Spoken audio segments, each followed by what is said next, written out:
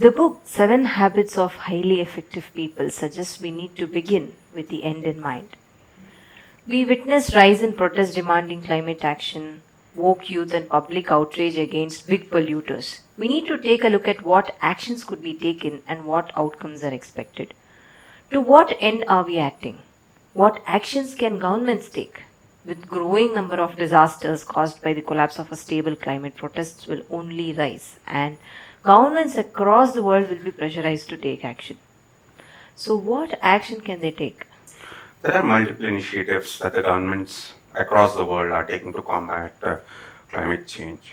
In India, Bharat emission standards have reduced particulate matter in fuels, but Swachh Bharat initiative, efforts to clean Ganga, reusing water in metros, harnessing hydrothermal wind power, promoting electric vehicles by reducing tax on them, marking natural forests as eco-sensitive biodiversity hotspots, cleaning up ponds and lakes. Globally, also we have some strategies like carbon taxes that require major greenhouse gas producers like coal-fired power plants to pay for the damage caused by emissions. The revenue generated can be used for clean energy initiatives or social programs. Sweden, for instance, has successfully lowered emissions through its national carbon tax. And governments are making cities and communities less vulnerable to climate-related disasters. It includes evacuation plans and building resilient infrastructure. You know that countries adopted an agreement to limit temperature to well below 2 degrees Celsius, the Paris Climate Agreement, and it's a collective effort. And we also have investment in clean energy. Governments are supporting renewable energy initiatives, trying to transition away from fossil fuels. There are regulations like that enact greenhouse gas emissions control, encourage sustainable practices. Countries also share knowledge and resources to tackle this global challenge. Do you foresee that this would undo the impact we had on the environment and put us back in a stable state that planet was in before the Industrial Revolution? I'm afraid not. The scale of action is too tiny to make a dent to the overall impact we've made. I mean, the changes mentioned are to scale. I mean, every vehicle is under the new emission standard, and governments will only intensify actions in all the direction you just mentioned. Still, I wonder why we would not make any difference. Let's pause for a moment and understand the system. The stability of the system, when seen holistically, is based on a number of factors. These are considered planetary boundaries. Let's look at the latest paper in journal Science Advances. To mention climate change, the most important drivers of anthropogenic impacts of Earth's energy budget are emissions of greenhouse gases and aerosols, surface albedo changes. Currently, the total effective radiative forcing is 2.91 watts per meter square. It's an estimate, and CO2 is 417 ppm, the marine surface value. Further, these two are outside the safe operating limits. Even at 1.5 degrees Celsius, we have significant risks and system impacts. During the last 15 or 16 months, Earth's average temperature has been continuously rising by a wide margin. So you mentioned planetary boundaries. So climate change is just one of them. How many boundaries are there?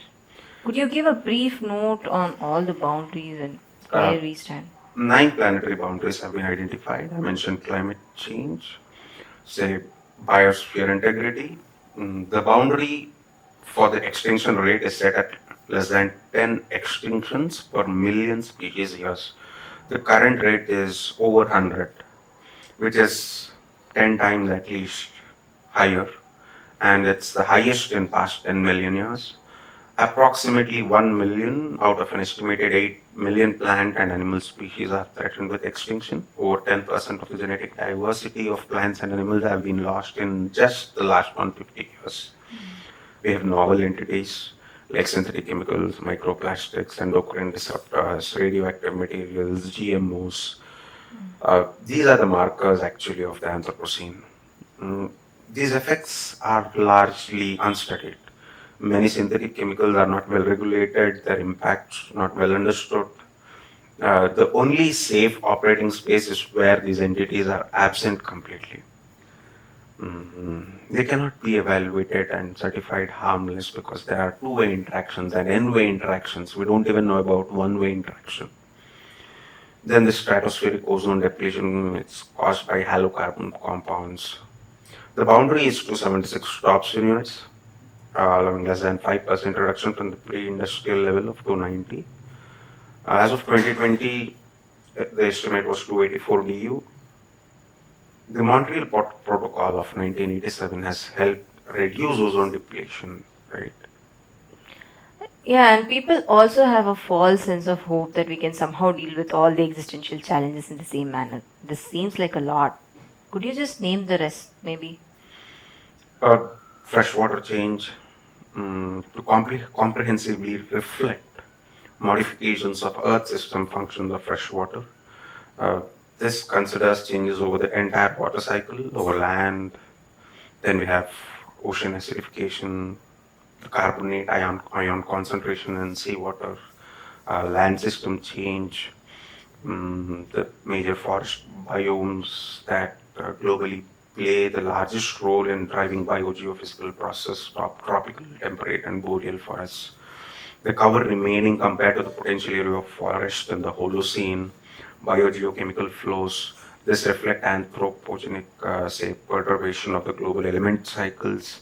The framework considers nitrogen and phosphorus. These two elements constitute the fundamental building blocks of life, and their cycles have been markedly altered by the agriculture industry. Atmospheric aerosol loading. Aerosols have multiple physical, biogeochemical, biological effects in the Earth system. Their inclusion as a planetary boundary makes sense. With aerosols, we are actually in a catch-22 kind of situation. What's a catch-22? It's a damned if you do, damned if you don't kind of situation. So if you try to remove aerosols completely, then because of the loss of the cooling effect that aerosols are producing, you will create significant warming very quickly. Like there are varying estimates between 0.5 and 1.5 degrees Celsius within a span of like weeks.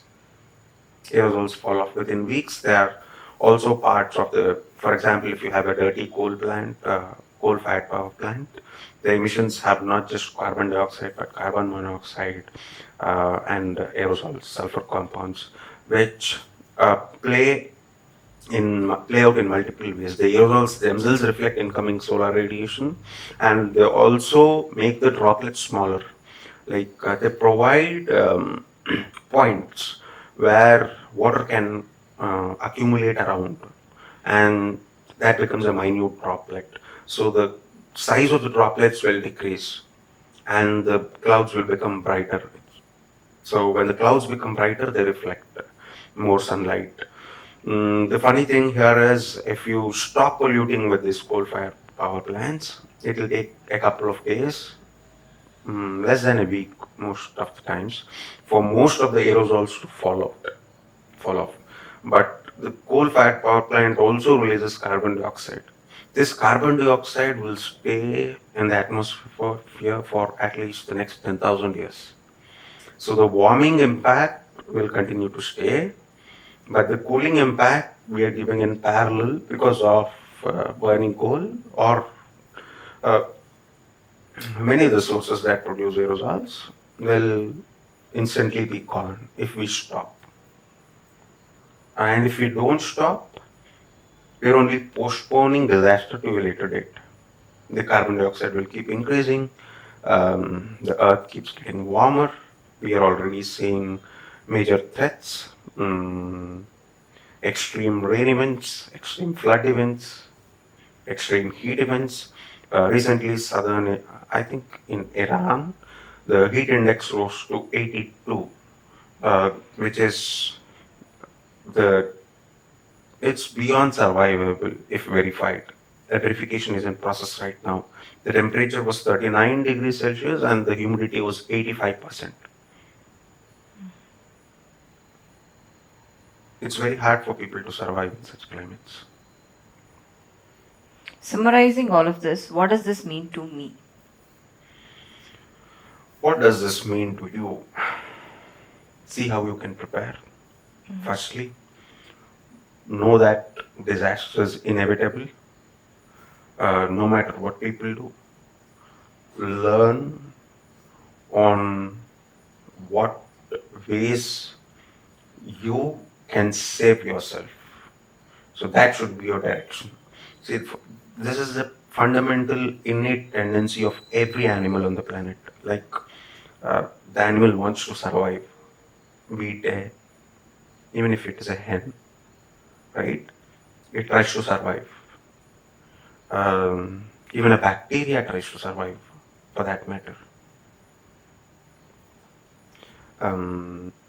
So, as a human being, as an evolved human being, you can predict or you can look into the future and plan for it from right now.